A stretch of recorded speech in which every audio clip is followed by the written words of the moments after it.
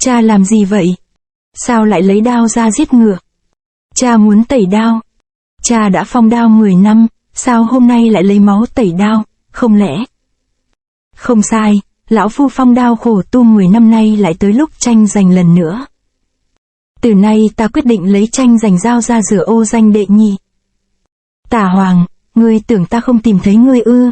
Ngươi không thoát đâu. Vô Danh dần dần tỉnh lại. Ông cảm giác toàn thân đau đớn, rõ ràng đã bị điểm huyệt.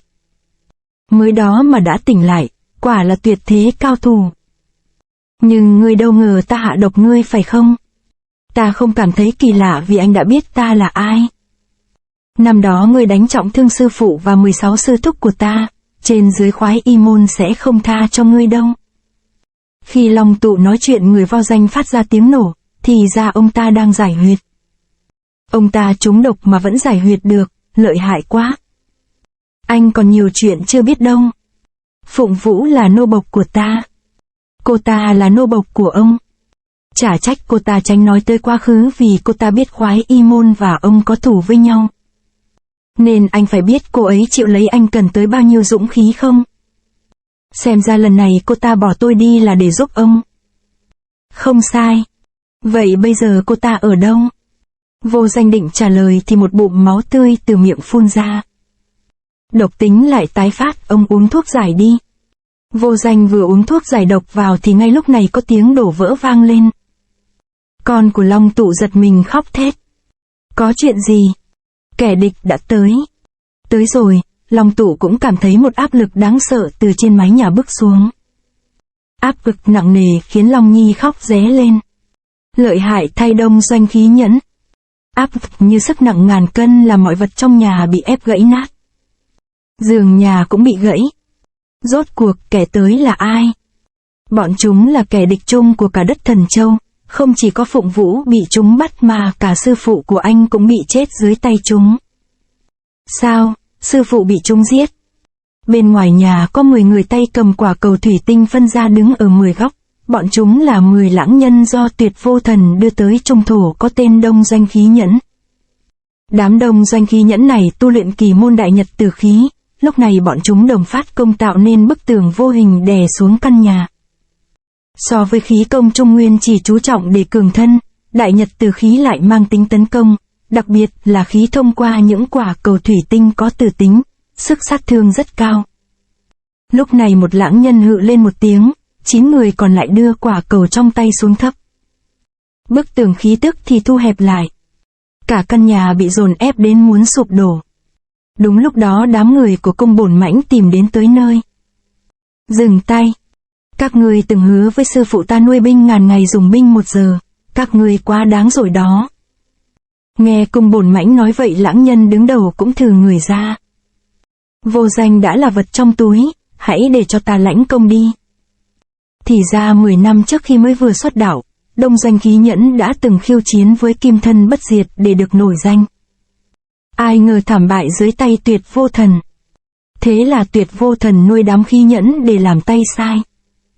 Nhiều năm qua Tuyệt Vô Thần lực lớn thế mạnh nên 10 người chỉ có thể đi bên cạnh thôi. Công lực của đám khí nhẫn tăng lên đáng kể, chỉ cần Tuyệt Vô Thần hạ lệnh 10 người chắc chắn có thể hoàn thành nhiệm vụ được giao phó. Đối với Tuyệt Vô Thần mà nói đây chính là nuôi binh ngàn ngày dùng binh 1 giờ. Nghe Cung Bổn Mãnh hét 10 khí nhẫn thu đại nhật tử khí lại, Cung Bổn Mãnh dẫn đám lâu la vào nhà. Bỗng có một bóng người phóng ra từ chỗ tường thủng. Mau đuổi theo. Không ngờ Vô Danh vẫn còn sức chạy, nếu không bị Cung Bổn Mãnh cản trở ta đã bắt được hắn rồi. Và lại chuyện này cũng không nằm trong phận sự của ta. Người này có vẻ rất thông thuộc địa hình, họ lao như bay lên núi. Bọn họ chính là Long Tụ và Vô Danh, khinh công của Long Tụ tuy nhanh nhưng do kéo theo Vô Danh nên suy giảm. Cứ mặc ta, mau đưa đứa bé đi đi. Nếu bỏ ông lại sau này tôi biết nói sao với Phụng Vũ. Vậy thì chết chung đi. Trong tiếng hét một bóng người đã giáng xuống, đó chính là Cung Bổn Mãnh. Long Tụ liền phóng ám khí về phía hắn. Trò trẻ con. Cung Bổn Mãnh sau khi phá hết ám khí tức thì chém bổ vào Vô Danh. Y từ khi vào Trung Nguyên chưa lập được công trạng gì thế nên đao này phải giết được Vô Danh. Long Tụ vội lấy Long Thần kiếm trong tay áo cản lấy.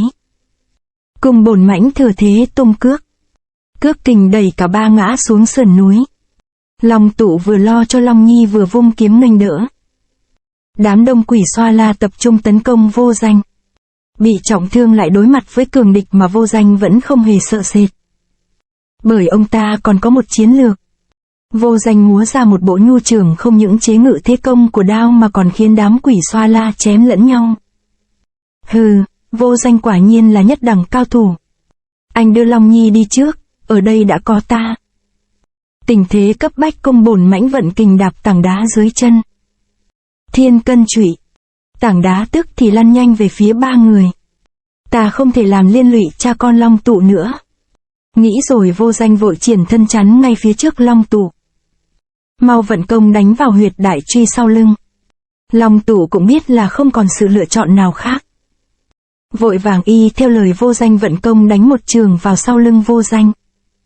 Không ngờ khi vừa chạm tới huyệt đại truy, Long Tụ bỗng thấy nội lực bị tuôn bắn ra. Thì ra cơ thể Vô Danh đang hút nội lực của anh ta rồi tích tụ ở đầu chi. Một tiếng nổ long trời, nội lực của Long Tụ thông qua Vô Danh được sử ra uy lực tăng lên gấp bội, chỉ 2 ngón tay đã phá được tảng đá lớn. Nội lực của Long Tụ bị hút quá nửa lập tức bị văng ra sau. Cung Bổn Mãnh trước giờ đã khiếp sợ oai danh tôn sư của Vô Danh, nay thấy Vô Danh còn có công lực thâm hậu như vậy thì thất kinh đến té ngã.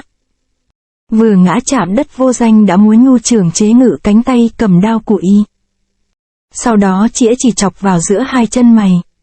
Cung Bổn Mãnh bỗng thấy toàn thân chấn động, tứ chi rệu rã, công lực như sóng cuồn cuộn chân đổ vào người Vô Danh.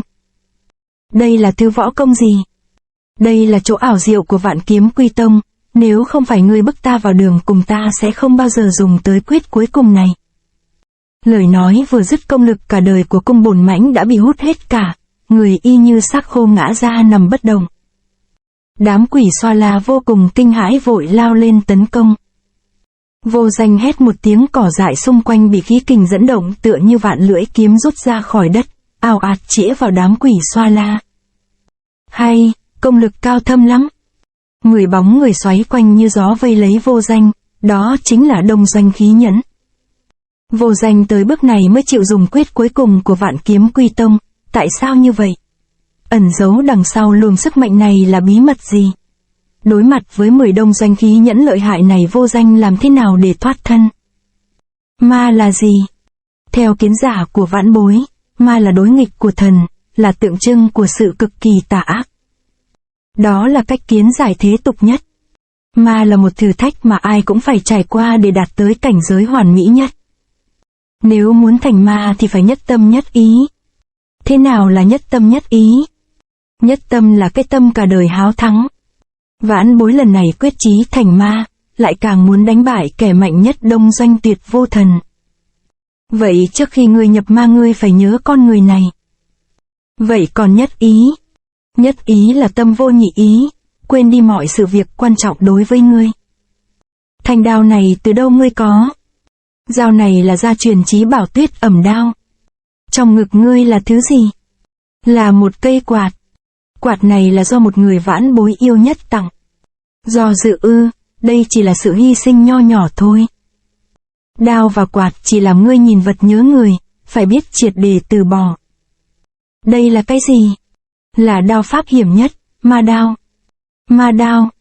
Nhiếp Phong phóng mắt nhìn, chỉ thấy một rãnh khoét dưới chân là một rãnh đao viết thành một chữ ma thật lớn. Nhiếp Phong thấy kinh ngạc vô cùng trước những đường rạch. Người phải dùng tay sờ vào để tâm cảm thụ sự đáng sợ của nó. Nhiếp Phong lấy tay sờ thử. Chỉ chốc lát người anh ra toát mồ hôi đầm đìa, hít một hơi thật sâu. Sao hả? Mỗi đường đao đều dồn đối thủ vào cửa tử vị đã an bài, quả là một thứ đao pháp đáng sợ. Nhiếp Phong cảm thấy ớn lạnh lui ra mấy bước. Chư Hoàng nói ngươi đã ngộ được sáng đao, giờ ngươi đem đao pháp sửa lại một lượt đi. Bị ma ý trong đao pháp thôi thúc, Nhiếp Phong lập tức dùng tay thay đao múa theo từng đường đao trong chữ ma. Nhiếp Phong luyện tập dựa theo vết đao rạch. Lúc này đã qua được 1 ngày 1 đêm. Trong cả 100 lượt này, ở mỗi lượt Nhiếp Phong đều phát hiện đao pháp còn có sự biến hóa mới, đây chính là chỗ khiến người nhập ma của đao pháp. Chỉ cảm nhiễm nó thì người không rút ra được. Chỉ luyện đao vẫn chưa đủ. Đi theo ta. Tả Hoàng đưa Nhiếp Phong đến một ao nước đen đặc sệt. Dù ngươi đã sử thuần thục đao pháp nhưng chỉ mới bắt được hình chứ chưa bắt được cốt lõi. Nếu muốn phát huy uy lực mang nặng tính hủy diệt của nó thì cả ngoài lẫn trong tâm thể đều cùng phải nhập ma.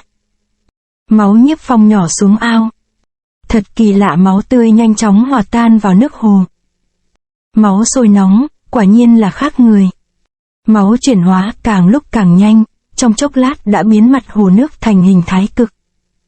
Chọc thế ma chi này vốn hỗn độn bất minh, mi có thể dùng máu biến nó thành thái cực, đủ thấy nội tâm của ngươi chính trực. Nước có mùi dược thảo kỳ lạ. Không sai, nước có pha thiên hạ vạn loại kỳ độc, độc tính rất ghê gớm.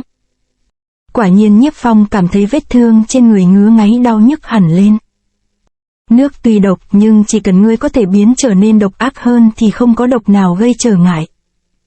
Muốn nhập ma thì phải lấy tính mạng ra đặt cược, nếu ngươi hối hận ta lúc này vẫn còn có thể giúp ngươi quay đầu. Nhiếp Phong trả lời ngay không chút do dự. Quyết không phản hối. Đương thế có ai chịu hy sinh vì nghĩa đồng bào, đáng tiếc.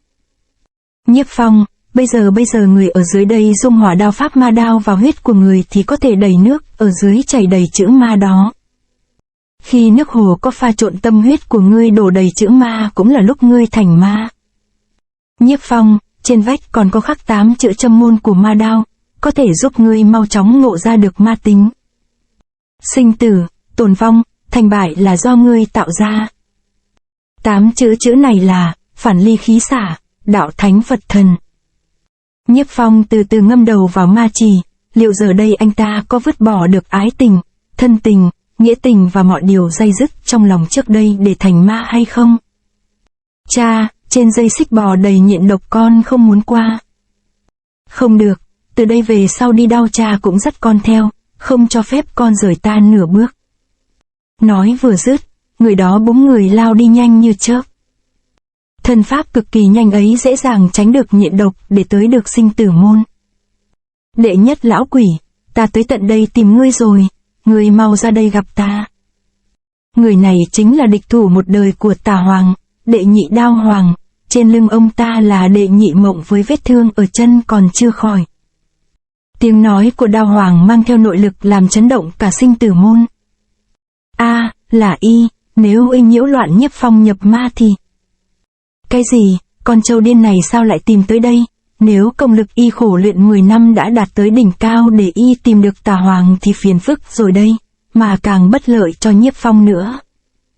Tả Hoàng ngươi là con rùa rụt đầu trốn ở chỗ này, hại ta tìm kiếm cực khổ cả 10 năm nay, ngươi mau chui ra đây đánh một trận quyết cấp cao với ta đi. 10 khí nhẫn ở Nhạc Vương miếu đã phân chấn lạ thường khi vô danh sử ra Vạn Kiếm Quy Tông, giờ đây lại thấy cả 10 người đồng thời bị kiếm ý kích phát làm chiến ý cuồng thăng. Lợi hại quá, để bọn ta thử ngươi xem sao. 10 người đã ngứa ngáy muốn trổ tài đồng lòng nhất loạt tấn công. Từ đầu 5 ngón tay tử khí ồ ạt phóng ra.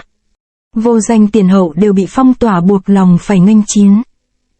Nhưng nội lực trong người ông ta chỉ còn lại 3 phần. Khi nãy hút nội lực của cung bổn mãnh không mấy khó, nhưng trước mắt giờ đây là 10 tên khí nhẫn chắc chắn không thể sử ra chiêu cũ. Tử khí từ từ khuếch tán, lập tức hình thành một bức tường khí không lồ bao bọc lấy vô danh. Lúc này 10 người kia đã đẩy nội khí trong cơ thể lên đến cực điểm, đột nhiên tập trung nội lực vào một người.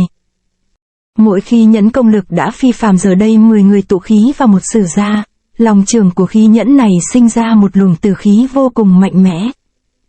Vô danh cũng biết không còn cách thoái lui, dù chỉ còn 3 thành công lực cũng đành dốc toàn lực nghênh chiến. Phạch một tiếng, vô danh dùng chỉ đâm thẳng vào bên trong đại nhật tử khí. 10 khí nhẫn bỗng cảm thấy đại nhật tử khí đang bị đối phương thu vào. Bỗng xuất hiện một cảm giác sợ hãi trước giờ chưa từng thấy. Đang lúc còn kinh ngạc, luồng đại nhật tử khí đã bị vô danh hút vào gần hết. Không hay rồi, mau lui. Một tiếng hạ lệnh, 10 người đồng loạt rút tay lui ra ngoài mấy trượng. Khi vừa chạm đất, đám khí nhẫn cảm thấy nội tạng như trống rỗng, giống như bị móc đi hết, đáng sợ vô cùng. võ công quái dị quá. Rốt cuộc là thứ võ công gì? Giống như hấp tinh đại pháp của Trung Nguyên nhưng lực hút còn nhanh hơn. Thần thoại võ lâm quả nhiên khó thăm dò thâm tàng bất lộ. Xem ra hắn thật sự sẽ là tảng đá ngăn cản Tuyệt Vô Thần đạt thành đại sự nghiệp. Chả trách Tuyệt Vô Thần không giết đám cao thủ Trung Nguyên mà chỉ lo giết Vô Danh. Vô Danh chỗ lợi hại của Vạn Kiếm Quy Tông hôm nay may mắn được lĩnh hội, hẹn ngày tái ngộ. 10 khí nhẫn cân nhắc thiệt hơn đột nhiên biến thành cơn lốc xoáy bỏ đi, chúng tới đã nhanh bỏ đi còn nhanh hơn. Mắt thấy kẻ địch lui đi hết Long Tụ mới thở phào nhẹ nhõm. Nhưng Long Nhi ở trên tay y chẳng khóc, chỉ chăm chăm nhìn Vô Danh. Hai mắt giống như của một cao thủ đã quên cảnh gió tanh mưa máu. Lúc này Vô Danh cũng ngồi xuống điều tức. Trên mặt ông ta thoáng ẩn hiện một làn khí tím. Vạn Kiếm Quy Tông chủ yếu chia thành nội gia và ngoại gia. Ngoại gia vốn chỉ kiếm thuật, còn nội gia chia thành 2 quyết, Vạn Kiếm Tự Sinh và Kiếm Xung Phế Huyệt. Vạn Kiếm Tự Sinh là một môn nội lực tiềm tiến, người tập nó tuy trước tiên phải tự phế võ công nhưng trong cơ thể có thể tự sinh kiếm khí, giúp ngự kiếm trị thương bảo vệ tâm mạch. Còn Kiếm Xung Phế Huyệt thì phải hấp thu nội lực của người ngoài để quán thông các phế huyệt trên cơ thể, chuyên dùng để tự vệ lúc bức bách. Kiếm Xung Phế Huyệt còn có một ưu điểm khác là có thể hút nội lực trợ thương. Qua một phiên điều tức Vô Danh hự một tiếng phóng ra một đạo khí tím. Vô Danh sau khi dùng qua nội lực hút được số còn dư phải tống ra ngoài, nếu không số ngoại lực tàn dư này sẽ quay lại làm tổn thương cơ thể. Lần này hút được từ khí của đám khí nhẫn công lực đã hồi phục không ít, có thể nói là trong cái họa có cái may. Đã xong. Tiền bối, nơi này không nên ở lâu, chúng ta mau chóng rời khỏi đây ngay. Sao bây giờ thân thể tiền bối vẫn còn hút nội công? Vô Danh không trả lời, trong lòng ông ta cũng có câu hỏi tương tự. Khi nãy cậu vận công đánh vào huyệt đại trụy của ta, cơ thể ta có sự chuyển biến lạ kỳ cứ như là bị một lỗ hổng lớn. Sau đó hấp thu đại nhật từ khí nội tạng ta càng trống rỗng. Kiếm Xung Phế Huyệt vừa mới sử ra đã khiến Vô Danh có sự biến đổi khác lạ. Vô Danh cảm thấy bắt đầu từ đây mình phải nỗ lực nghiên cứu sự bí ẩn của chiêu kiếm này. 10 khí nhẫn vội vã bỏ đi chỉ có một nguyên nhân. Họ đã phát giác công lực của Vô Danh vượt qua sức tưởng tượng của họ. Chỉ Vô Danh mới khiến Tuyệt Vô Thần cần dùng tới họ. Xét thấy Vô Danh là nhân vật để thực hiện lời hứa với Tuyệt Vô Thần, giờ đây họ không được phép chảnh mảng. Trong ngôi miếu hoang cả 10 người đang ngồi hồi nguyên dưỡng khí. Vạn Kiếm Quy Tông, ngoài có thể dụng cỏ đoạt mạng, trong có thể hút nội lực đối phương, chúng ta phải tìm ra đối sách khác. Lần sau đánh bại được Vô Danh, một là có thể thực hiện lời hứa với Tuyệt Vô Thần, hai là có thể vang danh thiên hạ trở về Đông Doanh dễ dàng khai tông lập phái. Đông Doanh khi nhẫn trung quy chỉ là bảng môn tà đạo, nghĩ tới việc có thể nhân cơ hội này vang danh thì phấn chấn lắm, tiếp tục khẩn trương luyện công. Sinh Tử Môn, nơi đã bình yên hơn 10 năm nay sắp phải dậy lên cơn sóng đào. Tranh danh, thanh đao này hôm nay thề quyết vì chủ nhân tranh giành danh tiếng. Ai muốn cản đường chủ nhân nó đoạt danh, tranh danh tuyệt đối không chừa đường sống. Tiền bối vẩn thận. Đệ nhị đao hoàng bỗng nhiên ập tới, chư hoàng bộ kinh vân buộc lòng lao ra ngăn cản. Đao hoàng khổ luyện 10 năm, chư hoàng 10 năm lười nhác, thực lực hai người giờ đã quá chênh lệch. Bộ kinh vân giao chiến với đao hoàng cũng thấy chật vật lắm. Đao hoàng giúp đây được bảo đao tranh danh trợ giúp như hổ mọc thêm cánh, hai người kia không thể cản trở nổi. Cuộc chiến tranh danh chưa kết chưa ngơi nghỉ, tuyệt đối không ai ngăn cản nổi chiến ý của đao hoàng. Không hay rồi, đao hoàng công lực hôm nay tiến xa hơn hẳn tà hoàng ngày trước. Khoan đã, ta đã nói là chủ nhân không có ở trong đó. Nhiều lời. Thúc thúc dừng bước đi. Tà hoàng, con rùa rụt đầu ngươi mau ra đây. Chúng ta đừng vào, chủ nhân đã sớm liệu có ngày hôm nay nên đã bày một số cơ quan bên trong, đao hoàng tuyệt đối không thể tìm thấy ông ấy. Đao hoàng tìm không được sẽ thất vọng bỏ về thôi. Không, Nhiếp Phong ở trong đó. Sao, Phong huynh cũng ở trong đó. Quả nhiên đao hoàng xông vào trong tìm khắp sơn động mà chẳng thấy bóng dáng của tà hoàng đâu. Tà hoàng, mau trường mặt ra đây, hôm nay ta quyết lấy họ ngươi làm họ của ta. Trong chọc thế ma chì nước và máu đã hòa thành một. Trong lúc đó nước trong ma chì không ngừng xoay chuyển. Nước bắt đầu dâng lên. Sau đó từ từ đổ xuống. Ô cái gì đây? Nhiếp Phong, thì ra tên tiểu tử thúi ở đây, đúng là oan ra ngõ hẹp. Được, lần trước để sẩy ngươi hôm nay ta sẽ chém ngươi ra thành 2 đoạn. Cha, đừng, cầu xin cha đừng giết Phong huynh. Xúc sinh mi hứa với ta là sẽ quên nó, giờ đây lại dám ngăn ta, hóa ra mi chưa dứt tình được. Cút! Mắt thấy Đệ Nhị Mộng liều chết can ngăn Đao Hoàng càng nổi giận, ông ta vận kình đẩy văng con gái ra. Đồng thời chế ngự các huyệt đạo. Đệ Nhị Mộng không động đậy được nữa. Xúc sinh, cha hôm nay sẽ giết chết nó trước mặt mi cho mi dứt khoát quên nó đi. Bỗng có một thanh đao bay tới cản lấy đường đao của Đao Hoàng, đó là Tuyết Âm. Bậc hậu bối đang định thần khổ luyện, ngươi lại thừa lúc này tấn công thế có còn xem là bậc tiền bối nữa không? Chả trách với bụng dạ hẹp hòi này của ngươi dù có khổ luyện thêm 10 năm nữa cũng chỉ là một đao khách tầm thường, cả đời đừng hòng vượt qua lão phu. Người này chính là Tà Hoàng, ông ta ẩn nấp vào một cơ quan bên trong động để tránh gặp Đao Hoàng, nhưng mắt thấy Nhiếp Phong tính mạng đang treo trên đầu sợi tóc nên buộc phải hiện thân. Hừ, con rùa rốt đầu ăn to nói lớn mà không biết xấu hổ, muốn làm nhục ta thì dùng tới thực lực của ngươi đi.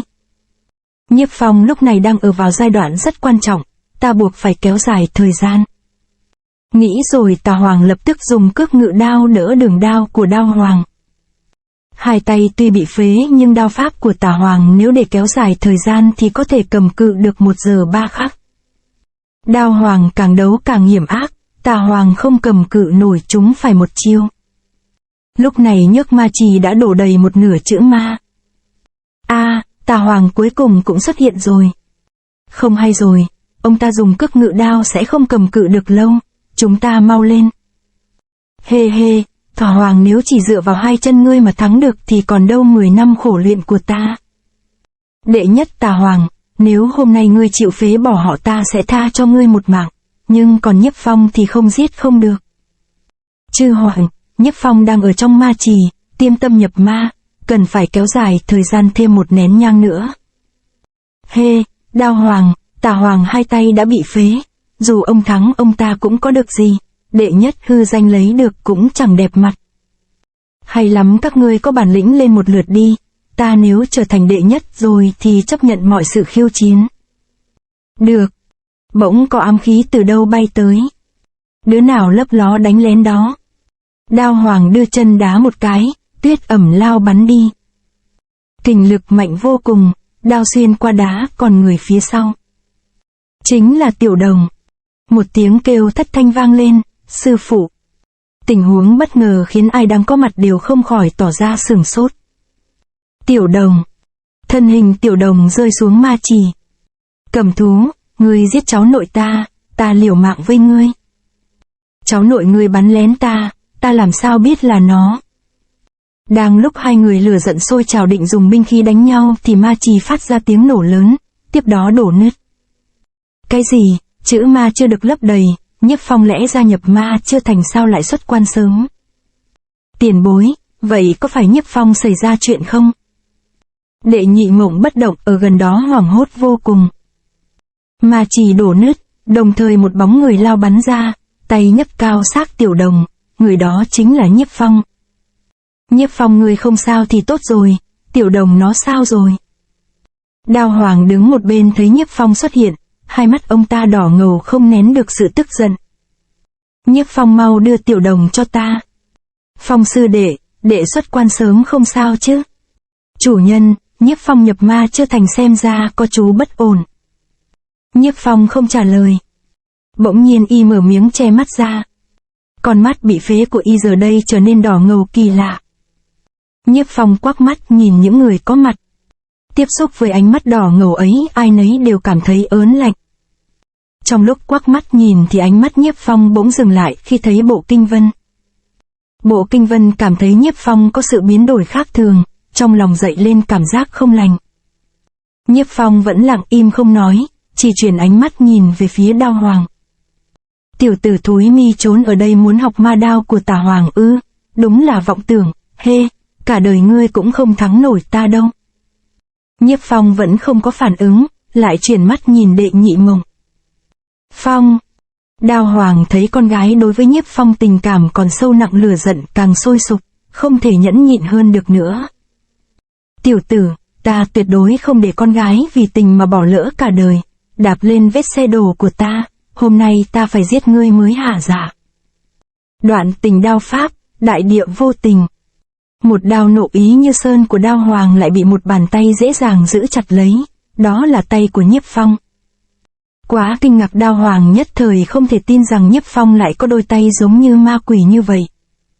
Đao thật bá đạo, để ta đấu thử vài chiêu. Nhiếp Phong dụng kình đánh vào thân đao. Đao Hoàng bị văng ra xa. Nhiếp Phong nâng tay hạ chân đã để lộ một sức mạnh siêu phàm, mọi người ai nấy đều kinh ngạc. Đang lúc kinh ngạc, một luồng gió xoáy đổ ập vào Chư Hoàng.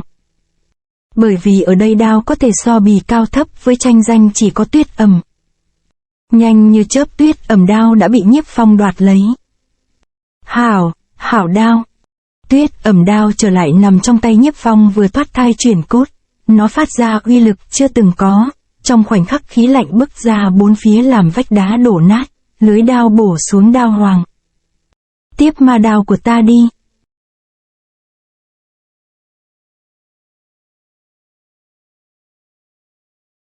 To be continued.